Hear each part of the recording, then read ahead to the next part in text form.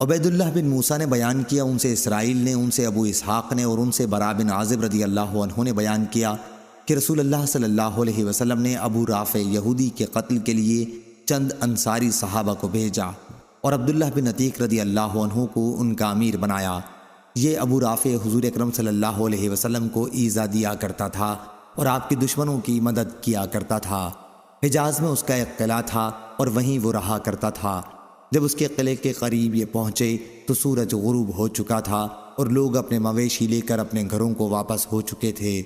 عبداللہ بن عتیق رضی اللہ عنہ نے اپنے ساتھیوں سے کہا، تم لوگ یہیں ٹھہرے رہو، میں اس قلعے پر جا رہا ہوں اور دربان پر کوئی تدبیر کروں گا تاکہ میں اندر جانے میں کامیاب ہو جاؤں۔ چنانچہ وہ قلعے کے پاس آئے اور دروازے کے قریب پہنچ کر انہوں نے خود کو اپنے کپڑوں میں اس طرح چھپا لیا جیسے کوئی قضائے حاجت کر رہا ہو۔ قلعے کے تمام آدمی اندر داخل ہو چکے تھے۔ دربان نے آواز دی، اے اللہ کے بندے، اگر اندر آنا ہے تو جلد آ جا، میں اب دروازہ بند کر دوں گا۔ عبداللہ بن عتیق رضی اللہ عنہ نے کہا، چنانچہ میں بھی اندر چلا گیا اور چھپ کر اس کی کاروائی دیکھنے لگا۔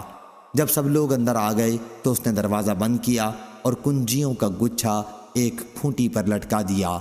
انہوں نے بیان کیا کہ اب میں ان کنجیوں کی طرف بڑھا اور انہیں لے لیا۔ پھر میں نے قلعے کا دروازہ کھول لیا۔ ابو رافع کے پاس رات کے وقت داستانیں بیان کی جا رہی تھیں اور وہ اپنے خاص بالا خانے میں تھا۔ جب داستان کو اس کے یہاں سے اٹھ کر چلے گئے تو میں اس کے کمرے کی طرف چڑھنے لگا۔ اس عرصے میں جتنے دروازے اس تک پہنچنے کے لیے کھولتا تھا انہیں اندر سے بند کرتا جاتا تھا۔ میرا مطلب یہ تھا کہ اگر قلعے والوں کو میرے متعلق علم بھی ہو جائے تو اس وقت تک یہ لوگ میرے پاس نہ پہنچ سکیں جب تک میں اسے قتل نہ کر لوں۔ آخر میں اس کے قریب پہنچ گیا۔ اس وقت وہ ایک تاریک کمرے میں اپنے بال بچوں کے ساتھ سو رہا تھا۔ مجھے کچھ اندازہ نہیں ہو سکا کہ وہ کہاں ہے، اس لیے میں نے آواز دی، یا ابا رافع۔ وہ بولا، کون ہے؟ میں نے آواز کی طرف بڑھ کر تلوار کی ایک ضرب لگائی۔ اس وقت میرا دل دھک دھک کر رہا تھا۔ یہی وجہ ہوئی کہ میں اس کا کام تمام نہیں کر سکا۔ وہ چیخا تو میں کمرے سے باہر نکل آیا اور تھوڑی دیر تک باہر ہی ٹھہرا رہا۔ پھر دوبارہ اندر گیا اور میں نے آواز بدل کر پوچھا، ابو رافع یہ آواز کیسی تھی؟ وہ بولا، تیری ماں غارت ہو، ابھی ابھی مجھ پر کسی نے تلوار سے حملہ کیا ہے۔ انہوں نے بیان کیا کہ پھر آواز کی طرف بڑھ کر میں نے تلوار کی ایک ضرب اور لگائی۔ انہوں نے بیان کیا کہ اگرچہ میں اسے زخمی تو بہت کر چکا تھا لیکن وہ ابھی مرا نہیں تھا، اس لیے میں نے تلوار اس کے پیٹ پر رکھ کر دبائی جو اس کی پیٹھ تک پہنچ گئی۔ اب مجھے یقین ہو گیا کہ میں اسے قتل کر چکا ہوں۔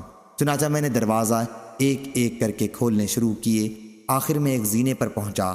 میں یہ سمجھا کہ زمین تک پہنچا ہوں لیکن ابھی میں نہ پہنچا تھا، اس لیے میں نے اس پر پاؤں رکھ دیا اور نیچے گر پڑا۔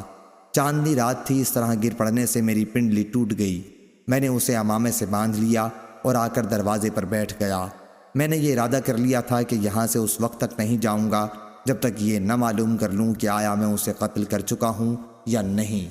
جب مرغ نے آواز دی تو اسی وقت قلعے کی فصیل پر ایک پکارنے والے نے کھڑے ہو کر پکارا کہ اہل حجاز کے تاجر ابو رافع کی موت کا اعلان کرتا ہوں۔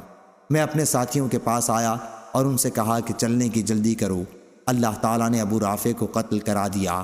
چنانچہ میں نبی کریم صلی اللہ علیہ وسلم کی خدمت میں حاضر ہوا اور آپ کو اس کی اطلاع دی۔ حضرت صلی اللہ علیہ وسلم نے فرمایا کہ اپنا پاؤں پھیلا۔ میں نے پاؤں پھیلایا تو آپ نے اس پر اپنا دست مبارک پھیرا اور پاؤں اتنا اچھا ہو گیا جیسے کبھی اس میں مجھ کو کوئی تکلیف ہوئی ہی نہ تھی۔ صحیح بخاری حدیث نمبر 4039۔